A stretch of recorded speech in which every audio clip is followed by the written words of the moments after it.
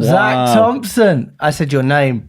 What about that? Wow. Trench tips in person. Can you believe it? It's the end of the year. I know. Another year. It smells like Christmas. It does, doesn't it? And you were just saying it felt like the first year went much slower. Yeah. And was colder. No, you said it was colder. Right. And I said it felt slower. That first year in business was like, whew, and then this is year 4.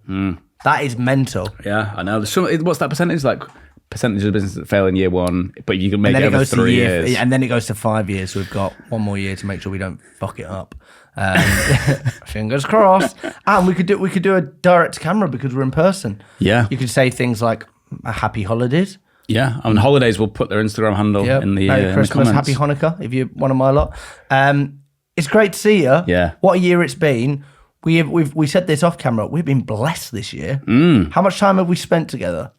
So much. I mean, we've really doubled down on the pod, The podcast, the book, public speaking, content, me coming down to your office for a week, you coming up to my office for 3 days. It doesn't compare. No, sorry about that. Do you know, I think it'd be good. Like, let's start with the problems from last year and what we put in place to solve them. Nice. Okay. Biggest problem would probably be, I think, for the business, it was the amount of time we had to get a client working was just not enough. Okay. Well, we're on 3 months. 3 months. So, I mean, when we started, I remember doing a day. So I did a day's worth of dialing, £250, that's what I charge. Telecoms, didn't make it work, and that was it. Yeah. Obviously, in a day, there's just not enough time. 3 months, it's like an uphill trajectory. Month 1 is teething, getting the message in, the data right, making sure it's... Month 2, you're starting to see those seeds happen. 3, you're getting there. Month 4... But we were having clients going, it's probably not been where we want it to be. So many people confuse outbound to be this tap that you can just switch on. And if you could just switch it on automatically, well, everyone would be a millionaire. So how did you see the problem? How did you analyze that? I thought there was a big piece on expectation. Yeah. Like we always say to all sorts of people, like what's obvious to you probably isn't as obvious to other people. So actually someone's seeing maybe a post from you on LinkedIn and going, oh, wow, they got 1 million meetings in a day. I better work with them, and then not getting 1 million meetings in a day. They're like, oh, this is just totally underwhelming. So really understand that expectation piece of, if we do our bit, what does your bit look like? And then if those boxes are ticked, surely we should just work together indefinitely. Forever. But then it allows us to then be able to put kind of skin in the game on both sides. So saying, all right, well, let's say we do get you X amount of meetings. What's going to happen if you can't close any? Oh, well, then we'd get you in for a bit of training. We'd help with that. And I think that's been a big thing. Like I'm sure you wouldn't mind being mentioned, but Solvy Digital. Yeah. Working with them for a long time. The difference between a client that you've also trained on the discovery and the closing with someone then booking meetings. Game changer. What's been the difference? Oh, they've just been, because I always call them the dream client, because they actually care about like the problem and the problem being solved, and having more like leads is part of that. That's part of what we do, but also like working with us and coming to those catch ups and not being like, where are my meetings? What's going on? Being like, right, I had this call, this is stalled. What can I do to make the most of it? And like, we can be that sounding board, as we've got the consultancy as well, but like, actually, if we're communicating every single week, bring those challenges, because if you're closing the deals that we're booking for you, it's win-win. Like, everyone's winning. So how do we work together to get those end results? So I think like managing expectations, one of the things like in discovery now is just setting that expectation of, you'll probably see 50% of results, then 75% for month 2, and then we should be steady by month 3, and then you're rolling into the 6 months. By doing that, when we've actually hit 75, 100%, 150% in month 1, because it does happen, doesn't always happen, but it does happen, then people are like, oh, this is amazing, because we've managed those expectations. What other problems did you spot in 2024 that we solved in 2025? Probably also the bringing a bit of creativity into solving the top of funnel problem for clients. So not just, obviously, like I think a lot of outbound agencies, and we've been guilty of it as well, is just pull a list, contact everyone on the list, and then stop scratching your head when you get into call 4, 5, 6, and then like, what do we do now? Yeah. But actually going back to the client and being able to say, look, give me a list of all the discovery calls that never went anywhere over the last year. give me a list of your best current customers, and we'll pull a list of their closest lookalike and try and win them. Anyone that you've emailed, any webinar attendees, accounts that you're in, but you want to work in all departments. Land and expand. So being able to actually attack things from all angles makes it much easier for someone to turn off. Yeah. Because it's like there's a million different branches of a tree here, rather than just going like, well, if we cut off this one, it doesn't really change anything. We changed the packages as well. So Excuse me? We changed the packages. So we used to work on, like, the legacy was days. How many days do you want? Whereas actually we analysed the data from the last 3 years to say, we know that if we have the right clients, and we won't take on the wrong clients, but if we take the right clients on, we put the right amount of time in, if we nail the data, we nail the input, and we've got the skill from the team, we should get these results. So using that data, we've said, okay, based on 8 to 10 dialing days, we can get 4 to 6 meetings a month. By having those different packages, we've started to see clients go, how do I jump to the next package rather than just how do I get more days? It's made it very easy to upgrade and say, like, well, this is what we're doing on this. We should be doing an events campaign or a direct mail campaign, and then pushing them through, which has been great for the business to say, like, you always want to be doing more with the clients you've got rather than that feast and famine mode. Yeah, I agree. And then I wouldn't normally mention this because I think it's really boring, but a lot of the comments will be like, what dialer, what data, like what are you using, what are you seeing work? Dialer, Aircall, Salesforce. Aircall in Salesforce, so we can track all the metrics. It's got some cool, like, AI coaching and stuff like that in there. Nux for anything where it's lower connection rates. Bang, bang, bang. You want a bit of bang, bang, bang. And then data, our friends, Cognism and Zoom Info, together. You don't need to get these guys to fight. No. They've both got their strengths. They work together. Have them both. And also, new addition to the team, Clay. Now, what have we been able to do with Clay that we weren't previously able to do? Cognism and Zoom Info are great for, like, building a list and, like, tailoring it. So, like, I want it to be this sick code. This sick code.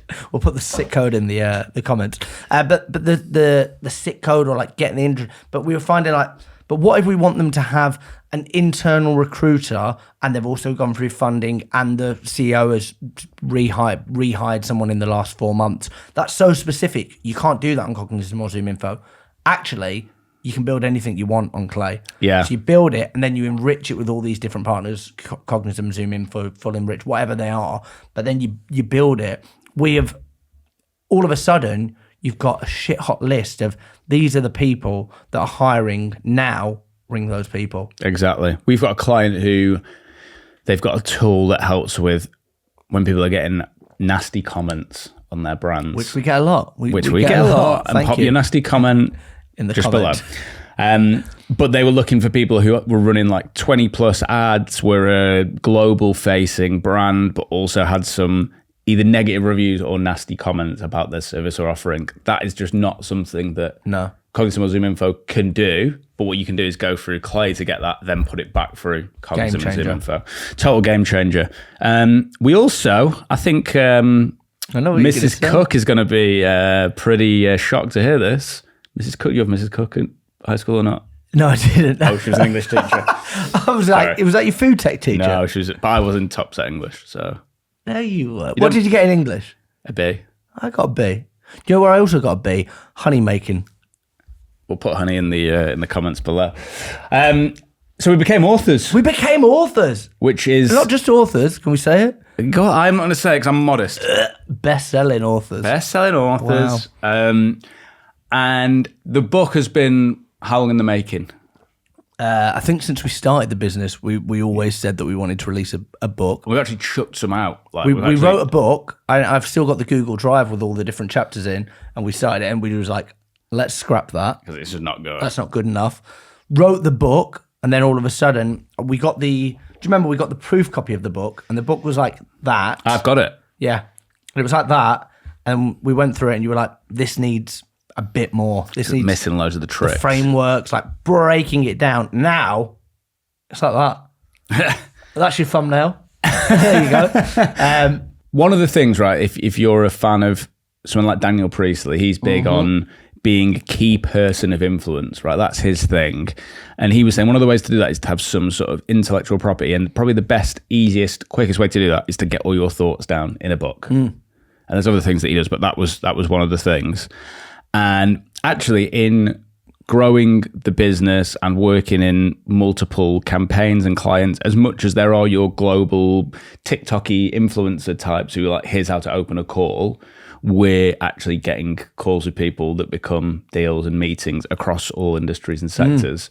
So we just wanted to put that in a book that's there's no real ask for people. Is that there's just like if I was starting my sales job, there's a lot of naff advice out there. That's kind of the book I wish I'd had. I saw a comment the other day that somebody said, this has been the most actionable book I've read since How to Teach a Kid to Ride a Bike at a Seminar, which I was like, that's a compliment. That is the foundations. That's where it started. So that was lovely. And then off the back of that, you've been doing a bit more training based around it. It's not the bread and butter of the business, being honest. Do we want to be out on the road 3 days a week training companies? No, we want to be in the business, on the business.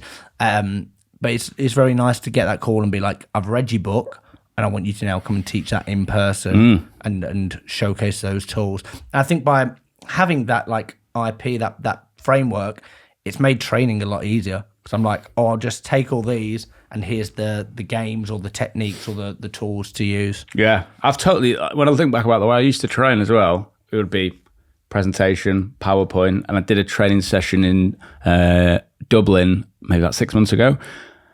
And I just was like, I'm actually not doing any presentation. I'm just going to ask if you got a big whiteboard and actually not do it. I didn't even write much down. It was just like straight away, because I hate that feeling when you look into the room and you've got the hostages, the people who are just like, I don't really want to be here and learn this, but my boss has made me. Yeah. Straight away, they're getting picked on and I'm just getting everyone involved straight away. But having the book as a fallback of this works. And I don't know what it is. Maybe people just take it a bit more seriously when you're like, it's in the book. Yeah. Or you get introed as like the author of. The psychology behind it. Because the reality is we're only best-selling because of your mum. Yeah, thank you. Thank you, Estelle. Thanks, Estelle. We'll put your Instagram handles in the comments. The rebrand, it feels like so much has happened this year. And it feels like we probably did the work in 2025 that we'll see in 2026. Planted the seeds? Yeah. And now you're going to do what? Water and baby. Wow. The rebrand. Why? I remember we sat in the room, me, you, and Ben, the third Jonas brother, in London, where we do our kickoff for the financial year. And I guess why did we decide to completely rebrand? I mean, if you've ever seen our brand before, you scroll through some old YouTube videos. I mean, that is a new logo. That is a new color. That's teal for anybody at home. Knock, knock. Who's there? We have a meeting. Very good. Thank you. Why did we decide to rebrand? Well, do you know what I always remember is we had a wonderful, well, we still work with him from time to time, Sean Ball, the great marketing mind.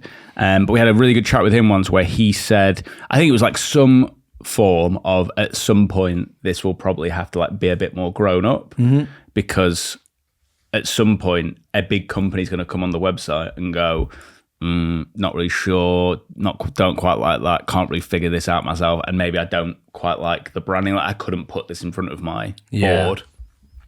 So that was the first thing, but then also just being able to answer all the questions that people want to ask. Like the top things that we get in discovery calls are, well, can I listen to a call? Yeah.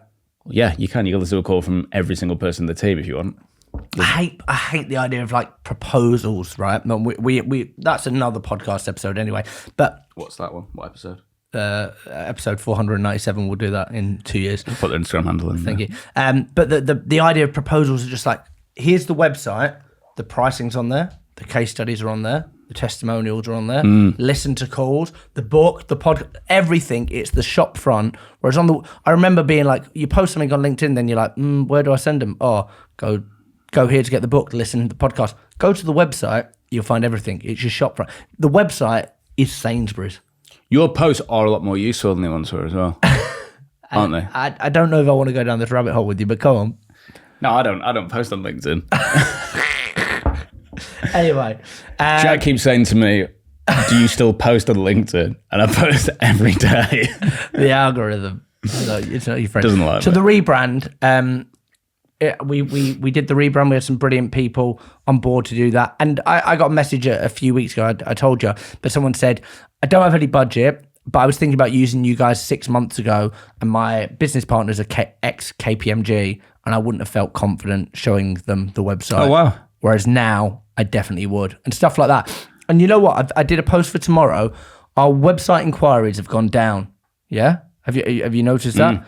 But the amount of time wasters that it's got rid of, because everything's there. It's like, we're very, very hard on disqualification. People should be like, well, don't you just want hundreds and hundreds of meetings? No. I want 5 of the right meetings. Yeah. And everything closes much faster. Yeah, so much faster. I mean, you've actually been closing deals, haven't you, recently? People have started calling me the closing king. They have. They have. I'm actually really proud of you. The other thing, and I think this has actually been a bit of an unsung hero from like a new biz strategy. Obviously, we're here doing a podcast, but we've doubled down a lot on getting kind of high profile guests over the last few years. I think probably starting with Daniel Priestley, Rory Sutherland, just had Rory Sutherland on again, but really doubling down on the podcast and seeing growth through that. And I think of it as like a net. You know, you see people getting in these arguments on LinkedIn. Is it email or cold calling or LinkedIn DM or personal brand or whatever? All these different things, like they're picking one. The answer is, why choose? Everything. Do all of them. Do absolutely everything. Because I had someone, and I forwarded it on to you, didn't I? This lady who booked a meeting with me was like, I just thought you'd be interested to hear the customer journey. I saw a stupid post you did on LinkedIn, looked at your profile to see if you're a real person, then went, oh, maybe you are a real person. Then I watched a YouTube video of you. Then I was like, oh, they have a podcast. Walked my dog, listened to the podcast, came back, clicked on your profile again and thought, I need to book a meeting with these guys. There you go. She was like, that was the customer journey that I went on. But if those bits of the net weren't available, you wouldn't have caught. No, exactly. You wouldn't have caught her. Do everything and be everywhere. That's the thing. And I think we probably should praise. We should. Off camera. We've got someone in the business now, Mel, who's been looking after all things podcast. And I think the difference has been... From me uploading shorts on a Sunday morning in my kitchen, and it's a nice kitchen, like I'm not slagging the kitchen off, it is it's nice. So nice, man. So nice. It's just a breath of fresh. We've gone from maybe a 3 or 4 in quality to a 10. And I'm very excited. We've got some big episodes for 2026. Big episodes. And the growth on things that like... Oh, Instagram's really stagnant. Yeah. Instagram's just absolutely tripled in the last like week or so. TikTok. So if you're thinking about, should I invest? The answer is always invest. Any other life lessons, life learnings from 2025? Do you know one that I always like? It's a hard thing to do, but and maybe you've got stories like this as well. I've done this a few times. I've noticed someone in my team a few weeks ago, Meg, and I was just like, you're just drawn to, you don't seem happy anymore. She's been here for 2 years, and she's like, I just don't really, I wasn't really seeing the bit anymore, because she came in and was like, firecracker, learn all the stuff. She didn't really, anyway, so I pulled her aside and just said, I might be being paranoid, but I don't think you're very happy here anymore. Oh, and it was like a relief, like shoulders dropped, like, oh yeah, what is it that clear? She's like, I'm not being, but I'm sure I'll get out of it. I just don't want to let you down. I thought, well, I think what would probably let me down is if you stayed here and you were really unhappy, and I was wasting your years where you wanted to maybe go and do something else. Yeah, you're young. Yeah, she's 21. She's been with us for 2 years. Like, and she was like, and it was so lovely because she said, oh, my parents have talked about like what a difference this job's given me in confidence. Like, I really look up to you. I've loved this as like first job. It was so lovely. And then we agreed the door's always open, but let's not draw out something that's probably inevitable. And I think it goes back to that thing that I remember you saying really early on of the business is a bit like the campfire.